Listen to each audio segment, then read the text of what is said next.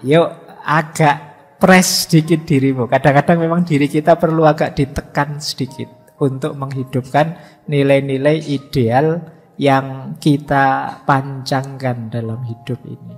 Biar nanti tidak kecewa. Berikan versi terbaik dirimu. Ya melakukan apapun sepenuh daya, sepenuh tenaga. Memang tujuannya untuk melemahkan yang materi, yang fisik. Karena dia sering jadi penghalang.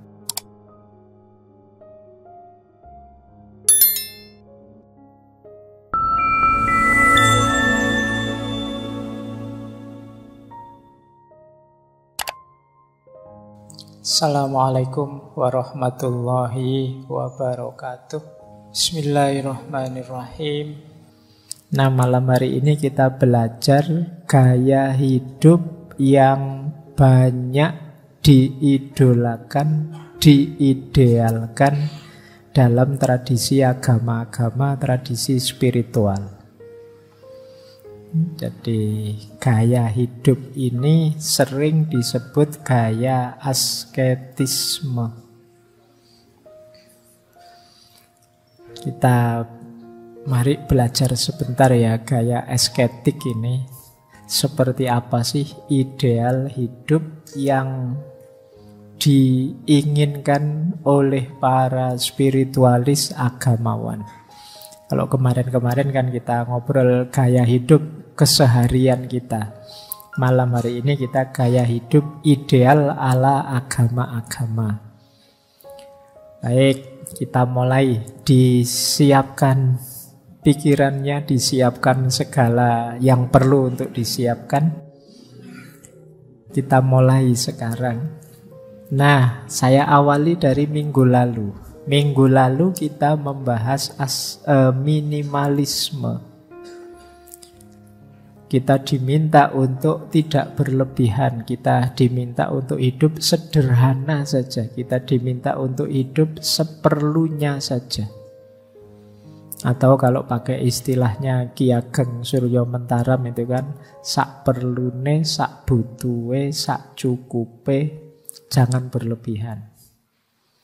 Nah, sebenarnya model hidup minimalis itu nanti tinggal ditata motifnya, niatnya, dan orientasinya itu sudah bisa menjelma jadi gaya hidup asketis.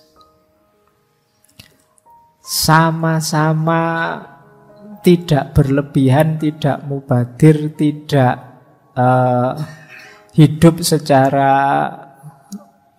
hidup yang secara rapi, tertata, sama-sama seperti itu. Itu kalau nawaitunya lillahi ta'ala, biar saya tidak repot oleh banyak hal sehingga bisa lebih dekat kepada Allah, maka minimalisme tadi itu menjelmalah jadi asketisme.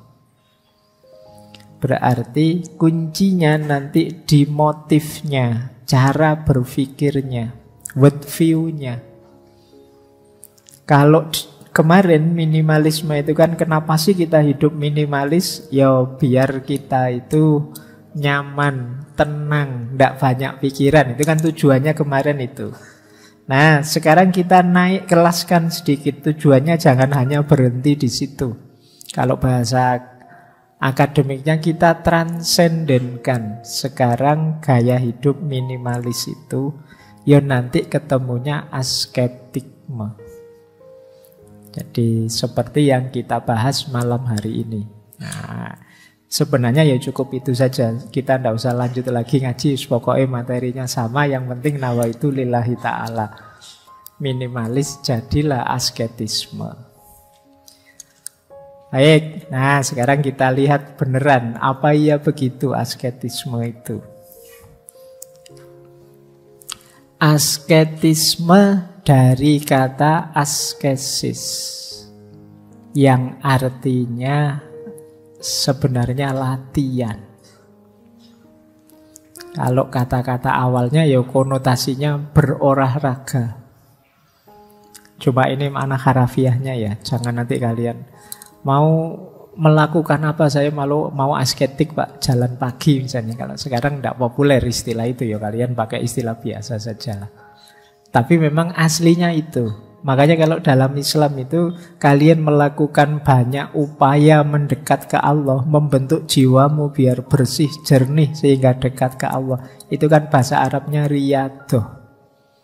Riyadoh itu ya kalau diterjemahkan letterlek sama latihan. Jadi persis dengan kata-kata asketik ini. Jadi secara kata-kata itu. Cuma nanti secara istilah asketik itu gaya hidup berpantang. Gaya hidup menjauh dari keramaian kenikmatan dunia demi tujuan-tujuan yang dianggap lebih tinggi. Nah, itu gaya asketik. Mungkin teman-teman ingat kalau orang Jawa punya istilah tirakat. Nah, orang tirakat itu gaya hidup asketik.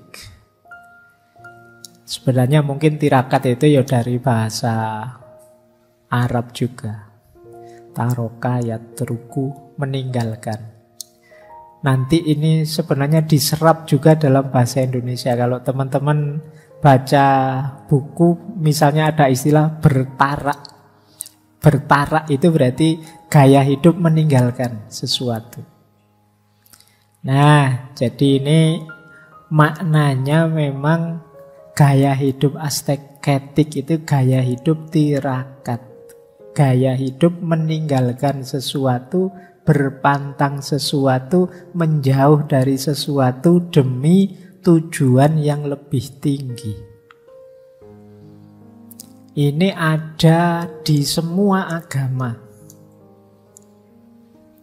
Di Islam ada, di Kristen ada, di Hindu ada, di Buddha ada. Hampir di semua agama ada. Para biarawan, biarawati, sufi, darwis, yogi, sanyasi, ada semua. Gaya hidup model asketik ini. Makanya tadi bahasa saya, ini gaya hidup yang banyak diidealkan. Kalian kan senang baca cerita-ceritanya para sufi yang tidak suka dunia, yang menjauh dari dunia dan lain sebagainya. Ya senang baca saja, kalau menjalani kan tidak mudah. Tidak gampang. Ini kalau usia kita dan model-model kita ini mungkin ya abot. Disuruh tirakat ya sulitnya setengah mati. Wong tirakat meninggalkan gadget HP, mbok yo sehari kita puasa HP 2-3 jam saja lah, itu ya beratnya setengah mati. HP itu lepas dari genggaman kalau kita pas ketiduran. Iya kan? Bahkan tidak tidur kita kan, mau tidur itu kan pegang HP sampai ketiduran. Jadi kadang-kadang malah tidak bisa tidur karena pegang HP terus penasaran terus. Habis lihat TikTok yang ini kok yo penasaran selanjutnya apa. Lihat lagi selanjutnya apa lagi. Tidak berhenti-berhenti. Terus paginya mengeluh, aku kok tidak bisa tidur ya. Salamu dewe. Nyekel HP kok ndak putus-putus. Ya kan, kita tarak tirakat gadget saja berat. Tapi filosofinya tirakat itu memang ya kita harus siap meninggalkan sesuatu demi meraih sesuatu yang lebih besar. Kita harus siap menjauh demi nanti ketika kembali tambah tangguh. Logikanya orang latihan itu kan begitu. Kalau kalian ingin jago bulu tangkis atau jago sepak bola itu kan latihan dulu. Latihan dulu itu jangan kesusu tampil tanding. Bikin dirimu tangguh dulu. Mungkin fase latihan itu bisa lebih berat daripada fase tandingnya sendiri. Nah, itu gunanya riyadhah. Jadi cara hidup semacam ini ya kalau bahasa filsafatnya namanya asketisme. Jadi gaya hidup antitesisnya orang banyak yang hanya ingin senang-senang saja menikmati hidup. Sementara gaya hidup asketik itu ingin menjauh dari keramaian hidup. Nanti kita belajar pelan-pelan. Nah, ada dua jenis asketisme. Ada yang natural, ada yang unnatural, tidak natural. Nanti ada juga yang innerwardly, ada outerwardly. Ini kalau pembagian inner dan outer ini dari sosiolog Max Weber. Kalau natural dan unnatural, yang natural itu gaya hidup asketik, ya memang hidup sederhana, mengurangi apa-apa, tapi masih dalam batas-batas normal, manusiawi. Tidak ada unsur-unsur penyiksaan tubuh. Nanti ada yang ekstrim, yaitu yang tidak natural. Kan teman-teman mungkin pernah lihat orang-orang mistikus tertentu itu yang aktivitasnya agak keras, ekstrim. Ada yang sampai tidur di atas paku misalnya. Ada yang melakukan, kemarin saya baca itu ada di India itu yogi yang ngangkat tangannya ini sudah puluhan tahun tidak diturun-turunkan. Yoganya sejenis itu. Nah, ini jenis agak menyiksa diri, namanya unnatural. Tapi kalau puasa, ada sahurnya, ada bukanya, itu manusiawi, masih natural saja. Jadi masih, apalagi kalian kalau puasa dan sahur dan bukanya kan kadang-kadang lebih mewah dari kalau tidak puasa. Itu nilai tirakatnya berkurang banyak itu. Tapi masih dalam kategori natural, masih manusiawi. Yo, sholat malam ya, tapi ya tidur. Nanti ada mungkin sufi tertentu yang tidak tidur. Semalam sholat sekian ratus rakaat misalnya. Ada yang begitu. Nah, ini jenis unnatural. Ya manusia butuh tidur. Kalau dipakai ibadah terus nanti jangan-jangan sakit. Nah ini, tapi memang ada itu. Kalau teman-teman membaca sejarah perilaku asketik, ya memang ada yang unnatural. Bahkan ada yang sampai menyakiti diri, menyusahkan diri. Itu kalau teman-teman membaca sejarahnya Buddha itu sebelum beliau mengalami pencerahan kan mengikuti tirakat-tirakat dari berbagai tradisi spiritual yang banyak diantaranya menyiksa diri. Nah, itu namanya unnatural.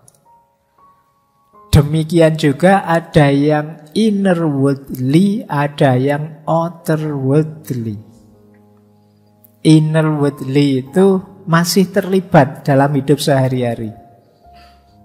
Tapi kalau outerwardly itu keluar dari dunia terus hidup menyendiri. Nah, itu outerwardly namanya. Kalau misalnya ada yang ke hutan menjauh dari masyarakat, hidup sendirian saja, tidak perlu dibantu orang lain, itu outerwardly namanya. Tapi memang menjauh itu dalam rangka tujuannya mendekat ke yang maha tinggi, bukan menjauh biar main gamenya nggak terganggu. Itu beda lagi, itu bukan tirakat. Saya tirakat Pak, tidak keluar-keluar di kamar terus ngapain main game, ya enggak itu. Nah, kalau innerwardly itu masih terlibat.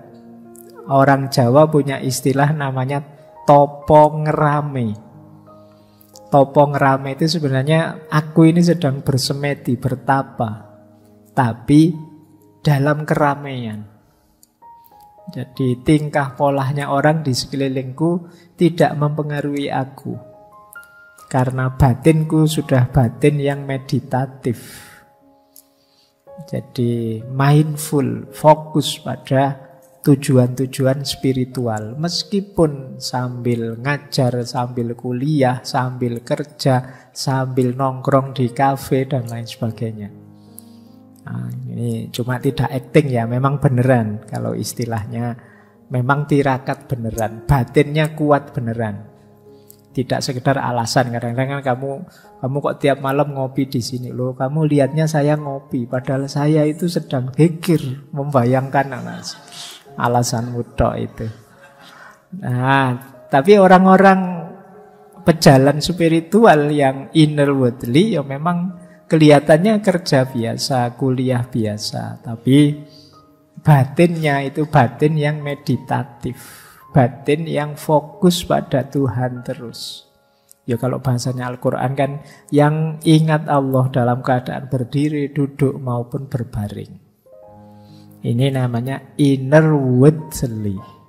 Ada juga yang memang menjauh. Zaman dulu kalau di Jawa ada istilah topo broto, menjauh dari keramaian ke tengah hutan, ya hidup seadanya dari apa yang ada di sekelilingnya untuk mendekat pada Allah. Dalam tasawuf ada istilah uzlah dan kholwat. Uzlah itu menjauh dari keramaian. Kalau kholwat itu artinya mengurung diri. Jadi nyepi, menjauh dari keramaian. Baik, jadi ada dua jenis ya. Ini kita tidak menilai dulu. Pak, itu yang tidak manusiawi itu berarti negatif ya Pak. Yo kasuistik, membacanya yo pakai perspektif. Kadang-kadang mereka ini kelihatannya pakai kacamata normal kita itu penyiksaan diri, tapi bagi mereka tidak. Bagi mereka punya pandangan bahwa fisik ini kadang-kadang memang harus disiksa sedikit. Biar ndak manja, biar ndak nyeleweng. Kayak kalian itu loh kan, sering sekali saya ditanya, Pak gimana caranya ndak males, gimana caranya istiqomah. Itu kamu agak kejam dikit sama dirimu ndak apa-apa. Kalau nggak dipaksa dikit ya biasanya ya males tetap. Istiqomah sulit. Saya pengen istiqomah tiap pagi baca buku misalnya. Itu godaannya banyak.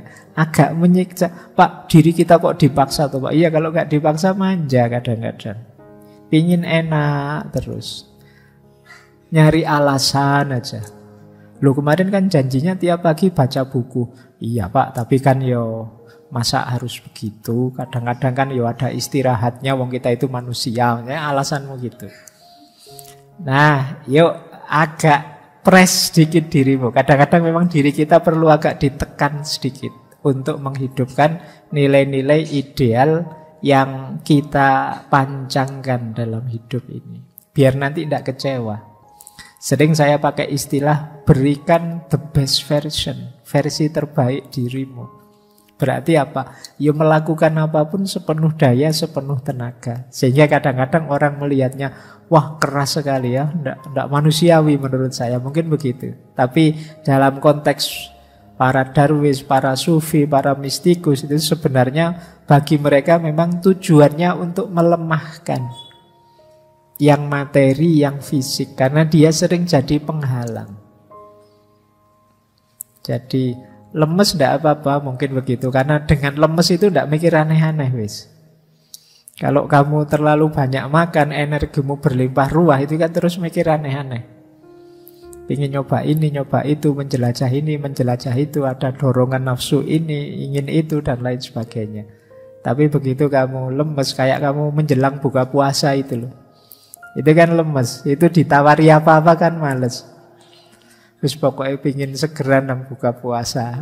Nanti habis buka puasa, energimu full. Terus mulai mikir aneh-aneh sudah. Mulai melakukan yang aneh-aneh. Nah, logik yang sama yang dilakukan oleh para mistikus ini dengan gaya hidup asketisnya. Sehingga kadang-kadang ada logik melemahkan yang fisik biar yang batin kuat.